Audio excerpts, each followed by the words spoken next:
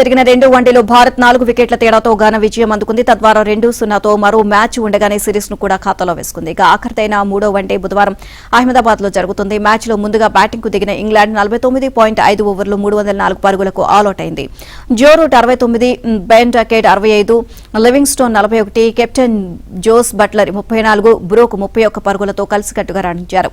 జడేజాకు 3 వికెట్లు దక్కాయి. భారీ ఛేదనలో భారత్ 44.3 ఓవర్లు 6 వికెట్లకు 308 పరుగులు చేసి గెలిచింది. ఓపెనర్ శుభ్మన్ గిల్ 60, శ్రేయస్ అయ్యర్ 44, అక్షర్ పటేల్ 41 పరుగులతో ఆకట్టుకున్నారు.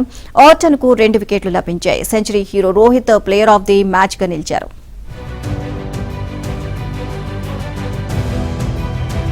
ముందుగా బ్యాటింగ్ కు దిగిన ఇంగ్లాండ్ 49.5 ఓవర్లు 304 పరుగులకు ఆలౌట్ అయింది. Joe Root 69, Ben Duckett 65, Livingstone 41, captain Jos Buttler 34, Brook 31 పరుగులతో కలిసికట్టుగా రాణించారు. జడేజాకు 3 వికెట్లు దక్కాయి. భారీ ఛేదనలో భారత్ 44.3 ఓవర్లు 6 వికెట్లకు 308 పరుగులు చేసి గెలిచింది. ఓపెనర్ శుభ్మన్ గిల్ 60, శ్రేయస్ అయ్యర్ 44, అక్షర్ పటేల్ 41 పరుగులతో ఆకట్టుకున్నారు.